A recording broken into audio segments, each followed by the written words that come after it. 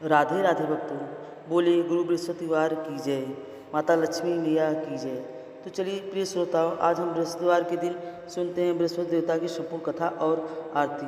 बृहस्पतिवार व्रत की पौराणिक कथा के अनुसार प्राचीन समय की बात है कि भारतवर्ष में एक राजा राज्य करता था। वह बड़ा प्रतापी और दानी था। नित्य प्रतिदिन मंदिर में भगवान के दर्शन करने को जाता। वह ब्राह्मण और गुरु की सेवा किया करता था। उसके द्वारा से कोई भी याचक निराश होकर नहीं लौटता था। वह प्रत्येक गुरुवार को व्रत रखता, पूजन करता, हर दिन गरीबों की सहायता करता। परंतु यह सब बातें उसकी रानी को अच्छी नहीं लगती थी। वह ना तो व्रत करती, न किसी को एक पैसा भी दान देती और राजा से भी ऐसा करने को मना किया करती थी। एक समय की बात है कि राजा शिकार खेलने वन को चले गए थे। घर पर रानी और दासी थी। उसी समय गुरु बृहस्पति साधु का रूप धारण करके राजा के दरवाजे पर भिक्षा मांगने आए। साधु ने रानी से भिक्षा मांगी तो वह कहने लगी, हे साधु महाराज, मैं तो इस दान पुण्य से तंग आ गई हूँ। इस कार्य के लिए तो मेरे पतिदेव ही बहुत हैं। अब आप ऐसी कृपा करें कि हमारा सारा धन नष्ट हो जाए और मैं आराम से रह सकूं। साधु रूपी बृहस्पति देव ने कहा, हे देवी, तुम बड़ी विचित्र हो। संतान और धन से कोई दुखी नहीं होता है, इसको तो सभी चाहते हैं। पापी भी पुत्र और धन की इच्छा करता है। अगर तुम्हारे पास अधिक धन है तो भूखे मनुष्यों को भोजन कराओ, प्याव लगवाओ, ब्राह्मणों को दान दो, धर्मशाला बनवाओ, कुआं, तालाब, बावली, बाग, बगीचे आदि का निर्माण कराओ तथा निर्धनों की कुंवारी कन्याओं के विवाह कराओ और निधाधिक कर्म करो। इस प्रकार के कर्मों से आपके कुल का और आपका नाम परलोक में सार्थक होगा और स्वर्ग की प्राप्ति होगी। किंतु रानी साधु की इन बातों से खुश नहीं हुई। उसने कहा, हे साधु महाराज, मुझे ऐसे धन की बिल्कुल आवश्यकता नहीं जिसको मैं अन्य लोगों को दान दूं या जिसको रखने और संभालने में मेरा सारा समय नष्ट हो जाए। तब साधु ने कहा, हे देवी, अगर तुम्हारी ऐसी इच्छा है तो ऐसा ही होगा। जैसा मैं तुम्हें बताता हूँ तुम वैसा ही करना। बृहस्पतिवार के दिन घर को गोबर से लीपना, अपने केसों को पीली मिट्टी से धोना, राजा से कहना वह दाढ़ी पर कटवाए, भोजन में मांस मदिरा खाना, कपड़ा धोबी के यहाँ धुलने देना। इस प्रकार 7 बृहस्पतिवार करने से तुम्हारा सारा धन नष्ट हो जाएगा। ऐसा कहकर साधु महाराज रूपी बृहस्पति देव अंतर ध्यान हो गए। रानी ने साधु के कहे अनुसार 7 बृहस्पतिवार तक वैसा ही करने का विचार किया। साधु के बताए अनुसार कार्य करते हुए केवल 3 बृहस्पतिवार ही बीते थे कि उसकी समस्त धन संपत्ति नष्ट हो गई। भोजन के लिए भी दोनों समय परिवार तरसने लगा तथा सांसारिक भोगों से दुखी रहने लगा। तब वह राजा रानी से कहने लगा कि रानी, तुम यहाँ रहो, मैं दूसरे देश को जाता हूँ, क्योंकि यहाँ पर मुझे सभी मनुष्य जानते हैं, इसलिए मैं यहाँ कोई काम नहीं कर सकता। मैं परदेश जा रहा हूँ, वहाँ कोई काम धंधा करूँगा, शायद हमारे भाग्य बदल जाएँ। ऐसा कहकर राजा परदेश चला गया और वहाँ जंगल से लकड़ी काट कर लाता और शहर में बेचता। इसी तरह जीवन व्यतीत करने लगा।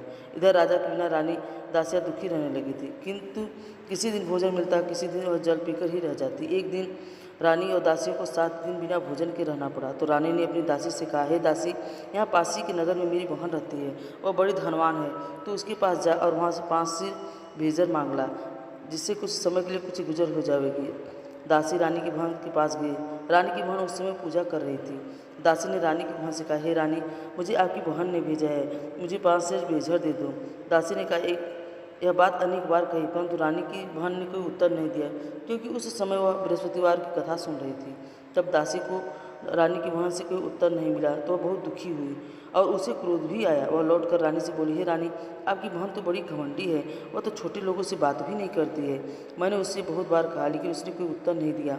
मैं वापस चली आई। रानी बोली, हे दासी, उसमें उसका कोई दोष नहीं है। जब बुरे दिन आते हैं तब कोई सहारा नहीं देता, अच्छे बुरे का पता विपत्ति में ही लगता है। अब जो तो ईश्वर की इच्छा हुई वही होगा, यह सब हमारे भाग्य का दोष है। उधर रानी की बहन ने सोचा कि मेरी बड़ी बहन की दासी आई थी, परंतु मैं उससे नहीं बोली, इससे वह बहुत दुखी हुई होगी।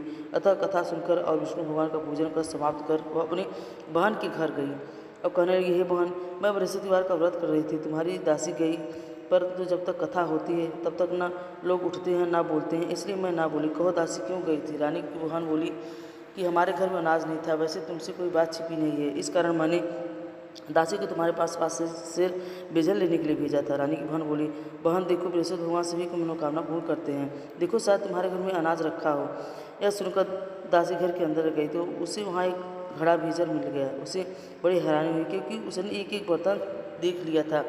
उसने बाहर आकर रानी को बताया। दासी अपनी रानी से कहने लगी, हे रानी, देखो, वैसे हमको जब अन्न नहीं मिलता है तब हम रोज ही व्रत करते हैं। अगर इनसे व्रत की विधि और कथा पूछ ली जाए तो उसे हम भी किया करें।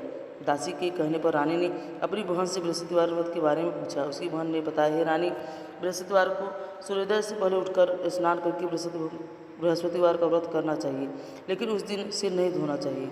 बृहस्पतिवार के दिन व्रत के चने में चने की दाल और नक्का से विष्णु भगवान का केले के वृक्ष में की जड़ में पूजन करे तथा दीपक जलावे। उस दिन एक ही समय भोजन करे, भोजन पीले खास पदार्थ का करे और कथा सुने। इस प्रकार करने से गुरु भगवान प्रसन्न होते हैं, अन्य पुत्र धन देते हैं, मनोकामना पूर्ण करते हैं। व्रत और पूजन की विधि बताकर रानी की बहन अपने घर लौट गई।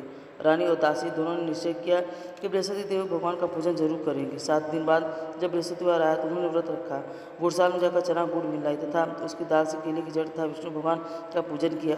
अब पीला भोजन कहाँ से है? वो दोनों बड़ी दुखी हुई, परंतु उन्होंने व्रत रखा। इस कारण बृहस्पति देव भगवान प्रसन्न थे। एक साधारण व्यक्ति के रूप में ये 2 थालों में सुंदर पीला भोजन लेकर आए और दासी को देकर बोले, हे दासी, यह भोजन तुम्हारे और दासी के लिए है, तुम दोनों कर लेना। दासी भोजन पाकर बहुत प्रसन्न हुई और रानी से बोली, रानी जी भोजन कर लो। रानी को भोजन आने के बारे में कुछ भी पता नहीं था, इसलिए वो दासी से बोली, जा तू ही भोजन कर, क्यों तू व्यर्थ में हमारी हंसी उड़ाती है। तब दासी बोली, रानी एक व्यक्ति भोजन दे गया है। तब रानी कहने लगी, वो भोजन तेरे लिए ही दे गया है, तू ही जा भोजन कर। दासी ने कहा, वह व्यक्ति हम दोनों के लिए 2 थालों में भोजन देकर गया है, इसलिए मैं और आप दोनों ही साथ साथ भोजन करेंगे। फिर दोनों ने गुरु भगवान को नमस्कार कर भोजन किया। उसके बाद से वे प्रत्येक बृहस्पतिवार को गुरु भगवान का व्रत और पूजन करने लगे। बृहस्पति भगवान की कृपा से उनके पास धन हो गया, परंतु रानी फिर पहले की तरह आलस्य करने लगी। तब दासी बोली, देखो रानी, तुम पहले भी इस तरह आलस्य करती थी, तुम्हें धन रखने में कष्ट होता था, इस कारण से सभी धन नष्ट हो गया। अब गुरु भगवान की कृपा से हमें धन मिला है तो तुम्हें आलस्य आता होता है। बड़ी मुसीबत के बाद हमने यह धन पाया है, इसलिए हमें दान पुण्य करना चाहिए।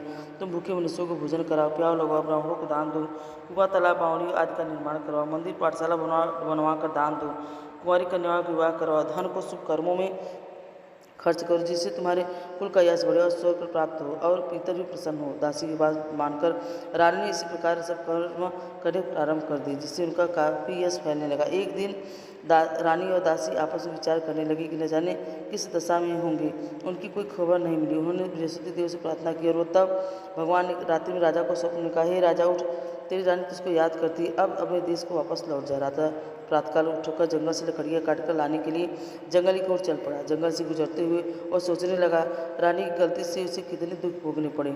राजपाट छोड़कर उसे जंगल में आकर रहना पड़ा। जंगल से लकड़ियाँ काटकर उन्हें बेचकर गुजारा करना पड़ा। उसी समय उस जंगल से बृहस्पति देव एक साधु का रूप धारण करके आए और राजा के पास आकर बोले, हे लकड़हारे, तुम इस सुनसान जंगल में किस चिंता में बैठे हो, मुझे बतलाओ। यह सुनकर राजा की आंखों में आंसू भर आए और साधु की वंदना करके वो बोला, हे प्रभु, आप सब कुछ जानने वाले हैं। ऐसा कहकर राजा ने साधु को अपनी संपूर्ण कथा सुना दी। महात्मा दयालु होते हैं। वे राजा से बोले, हे राजा, तुम्हारी पत्नी ने बृहस्पति देवता के अपराध किया है, जिसके कारण तुम्हें यह दशा में हुई है। अगर तुम किसी प्रकार की चिंता मत करो, भगवान तुम्हें पहले से अधिक धन देंगे। देखो, तुम्हारी पत्नी ने बृहस्पतिवार का व्रत करना प्रारंभ कर दिया। अब तुम भी बृहस्पतिवार का व्रत करके चने की दाल और गुड़ जल के लोटे में डालकर केले का पूजन करो। फिर कथा कहो या सुनो, भगवान तुम्हारी सभी मनोकामनाओं को पूर्ण करेंगे। साधु को प्रसन्न देकर राजा बोला, हे प्रभु, मुझे लकड़ी बेच के इतना पैसा नहीं मिलता जिससे भोजन करके कुछ उपरांत कुछ बचा सकूं, और मैंने रात्रि में अपनी रानी को व्याकुल देखा है। मेरे पास कोई साधन नहीं जिससे समाचार जान सकूं। फिर मैं बृहस्पति देव की क्या कहानी कहूँ, मुझे तो कुछ भी नहीं मालूम है। साधु ने कहा, हे राजा, तुम किसी बात की चिंता मत करो। बृहस्पतिवार के दिन तुम्हें रोजाना की तरह लकड़ियाँ लेकर शहर में जाओ, तुम्हें रोज से दुगना धन प्राप्त होगा और जिससे तुम्हें भल भात भोजन कर लोगे और बृहस्पति देव की पूजा का सामान भी आ जाएगा। बृहस्पतिवार की कथा इस प्रकार है। इस तरह कहानी कहकर साधु महाराज वहाँ से लोप हो गए। धीरे धीरे समय बीतने पर फिर बृहस्पतिवार का दिन आया। राजा जंगल से लकड़ी काटकर किसी शहर में बेचने गए। उसे उस दिन और दिनों से अधिक धन मिला। राजा ने चना गुड़ आदि लाकर बृहस्पतिवार का व्रत किया। उस दिन से उसे सभी क्लेश दूर हो गए, परंतु जब अगला गुरुवार का दिन आया तो वह बृहस्पतिवार का व्रत करना भूल गया। इस कारण बृहस्पति भगवान नाराज हो गए। उस दिन उस नगर के राजा ने विशाल यज्ञ का आयोजन किया था। अपने समस्त राजा में घोषणा करवा दी कि कोई भी मनुष्य अपने घर में भोजन न बनावे, आग भी न जलावे, समस्त जनता मेरे यहाँ भोजन करने आवे। इस आज्ञा को जो न मानेगा उसे फांसी की सजा दी जाएगी। राजा के आज्ञानुसार राज्य के सभी निवासी राज्य के भोज में सम्मिलित हुए, लेकिन लकड़हारा कुछ देर से पहुंचा, इसलिए राजा उसको अपने साथ महल में ले गए। जब राजा लकड़हारे को भोजन करा रहे थे तो रानी की दृष्टि उस खूंटी पर पड़ी जिस पर उसका हार लटका हुआ था। उसे हार खूंटी पर दिखाई नहीं दिया। रानी को निश्चय हो गया कि मेरा हार इस लकड़हारे ने चुरा लिया। उसी समय सैनिक बुलाकर उसको खाने में डलवा दिया। जब लकड़हारा कारागार में पड़ गया तो बहुत दुखी होकर विचार करने लगा कि न जाने कौन से पूर्व जन्म के कर्म से मुझे यह दुख प्राप्त हुआ है, और उसी साधु को याद करने लगा जो जंगल में मिला था। तत्काल बृहस्पति देव साधु का रूप धारण करके दरवाजे पर आ गए और बृहस्पतिवार के दिन अब चिंता मत करो, बृहस्पतिवार के दिन कारागार के दरवाजे पर 4 पैसे पड़े मिलेंगे, उसी से तू बृहस्पति देव की पूजा करना तो तेरे सभी कष्ट दूर हो जाएंगे। अगले बृहस्पतिवार को उसे कारागार के द्वार पर 4 पैसे पड़े मिले। राजा ने पूजा का सामान मंगवाकर कथा कही और प्रसाद बांटा। उसी रात्रि को बृहस्पति देव ने उस नगर के राजा को स्वप्न कहा, हे राजा, तूने जिस आदमी को कारागार में बंद कर दिया वो निर्दोष और राजा है, उसे छोड़ देना। रानी का हार उसी खूंटी पर लटका हुआ है, अगर तू ऐसा नहीं करेगा तो मैं तेरे राज्य को नष्ट कर दूंगा। राजा प्रातःकाल उठा और खूंटी पर हार टंगा देखकर डकाहट बुलाकर क्षमा मांगी तथा राजा की एक सुंदर वस्त्र आभूषण भेंट कर उसे विदा किया। गुरुदेव के आज्ञा अनुसार राजा अब अपने नगर को चल दिया। राजा जब नगर के निकट पहुंचा तो उसे बड़ा ही आश्चर्य हुआ। नगर में पहले से अधिक बाग, तालाब, कुएं, बहुत से धर्मशाला, मंदिर आदि बने हुए थे। राजा ने पूछा कि यह किसका बाग और धर्मशाला है। तब उस नगर के सब लोग कहने लगे, यह सब रानी और दासी के द्वारा बनवाए गए हैं। राजा को आश्चर्य हुआ तो गुस्सा भी आया। जब रानी ने खबर सुनी कि राजा आ रहे हैं तो उसने अपनी दासी से कहा, हे दासी, देख, राजा हमको कितनी बुरी हालत में छोड़कर गए थे, वह हमारी ऐसी हालत देखकर लौट न जाए, इसलिए तू दरवाजे पर खड़ी हो जा। रानी की आज्ञा अनुसार दासी दरवाजे पर खड़ी हो गई। जब राजा आए तो उन्हें अपने साथ महल में लिवा लाई। तब राजा ने क्रोध करके अपनी तलवार निकाली और पूछने लगे, बताओ यह धन तुम्हें कैसे प्राप्त हुआ है। तब रानी ने बताया कि हमें यह धन बृहस्पति देव के व्रत के प्रभाव से प्राप्त हुआ है। राजा उस तब निश्चय किया कि 7 रोज बाद जो सभी बृहस्पति देव का पूजन करते हैं, परंतु मैं रोजाना दिन में 3 बार कहानी कथा कहा करूँगा तथा रोज रोज किया करूँगा। हर समय राजा के दुपट्टे में चने की दाल बधी रहती तथा दिन में 3 बार वह कथा खाता। एक दिन राजा ने विचार किया कि चलो अपनी बहन के यहाँ हो आवे। इस तरह निश्चय कर राजा घोड़े पर सवार होकर अपनी बहन के यहाँ चल पड़ा। रास्ते में उसने देखा कुछ आदमी एक मुर्दे को लिए जा रहे थे। उन्हें रोककर राजा कहने लगा, अरे भैया, मेरी बृहस्पति देव की कथा सुन लो। वे बोले, हमारा तो आदमी मर गया, इसको अपनी कथा की पड़ी है। परंतु कुछ आदमी बोले, अच्छा कहो, हम तुम्हारी कथा भी सुनेंगे। राजा ने दाल निकाली और कथा कहानी शुरू कर दी। जब कथा आदि हुई तो वह मुर्दा हिलने लगा और जब कथा समाप्त हुई तो राम राम करके वह मनुष्य खड़ा हो गया। राजा आगे बढ़ा तो उसे चलते चलते शाम हो गई। आगे मार्ग से किसान खेत में हल चलाता मिला। राजा उससे बोला, अरे भैया, तुम्हें मेरी बृहस्पति देव की कथा सुन लो। किसान बोला, जब तक मैं तेरी कथा सुनूंगा तब तक मैं 4 हरिया जोत लूँगा, जा अपनी कथा किसी और को सुनाना। राजा आगे चलने लगा। राजा के हटते बैल पछाड़ खाकर गिर गए तथा किसान के पेट में बहुत जोर से दर्द होने लगा। उसी समय किसान की माँ रोटी लेकर आई और उसने जब यह देखा तो अपने पुत्र से सब हाल कह दिया। बेटे ने सभी हाल बता दिया। बुढ़िया दौड़ी दौड़ी उस घुड़सवार के पास गई और उसने बोली, मैं तेरी कथा सुनूंगी, तू अपनी कथा मेरे खेत पर ही चलकर कहना। राजा ने लौटकर बुढ़िया के खेत पर जाकर कथा कही, जिसके सुनते ही बैल खड़े हो गए और किसान के पेट का दर्द बंद हो गया। अब राजा अपनी बहन के घर पहुंचा। बहन ने भाई की खूब मेहमानी की। दूसरे दिन प्रातःकाल राजा जगा तो देखने लगा कि सब लोग भोजन कर रहे हैं। राजा ने अपनी बहन से पूछा कि ऐसा कोई मनुष्य है जिसने भोजन न किया हो, जो मेरी बृहस्पतिवार की कथा सुन ले। तो बहन बोली, भैया, यह देश ऐसा है कि पहले यहाँ लोग भोजन करते हैं, बाद में अन्य कोई काम करते हैं, अगर पड़ोस में कोई हो तो देख कर आते हैं। ऐसा कहकर बहन देखने चली गई, परंतु उसे ऐसा कोई व्यक्ति नहीं मिला जिसने भोजन नहीं किया हो। फिर वह एक कुम्हार के घर गई जिसका लड़का बीमार था। उसे पता चला कि उसने यहाँ 3 दिन से किसी ने भोजन नहीं किया है। रानी ने अपने भाई की कथा सुनने के लिए कुम्हार से कहा तो वह तैयार हो गया। तब राजा ने जाकर बृहस्पतिवार की कथा कही, जिसको सुनकर उसका लड़का ठीक हो गया। अब तो राजा की प्रशंसा होने लगी। एक दिन राजा ने अपनी बहन से कहा, ये बहन, हाँ, मैं अपने घर जाऊँगा, तुम भी तैयार हो जाओ। राजा की बहन ने अपनी सास से अपने भाई के साथ जाने की आज्ञा मांगी तो सास बोली, चली जा, तो अपने लड़कों को मत ले जाना, क्योंकि तेरे भाई की कोई संतान नहीं होती। बहन ने अपने भाई से कहा, भैया, मैं तो चलूँगी, पर कोई बालक नहीं चलेगा। राजा ने कहा, जब कोई बालक नहीं चलेगा तब तुम ही जाकर क्या करोगी। फिर दुखी मन से राजा अपने नगर को लौट आया। राजा ने अपनी रानी से कहा, हम अपनी संतान हैं, इसलिए हमारे घर आना कोई पसंद नहीं करता है, हम निर्वंशी हैं, राजा हैं। ऐसा कहकर वह बिना भोजन आदि के सैया पर लेट गया। रानी बोली, हे प्रभु, बृहस्पति देव ने हमें सब कुछ दिया है, वे हमें संतान भी अवश्य देंगे। उसी रात बृहस्पति देव ने राजा को स्वप्न में कहा, राजा, उठ, सभी सोच को त्यागते रानी गर्भ से। राजा को यह जानकर बड़ी प्रसन्नता हुई। 9वें महीने से रानी के गर्भ से सुंदर पुत्र पैदा हुआ। जब राजा की बहन ने समाचार सुना तो वह बहुत खुश हुई तथा बधाई लेकर अपने भाई के यहाँ आई। तब रानी ने कहा, घोड़ा चढ़कर तो नहीं आई, गधा चढ़ी आई।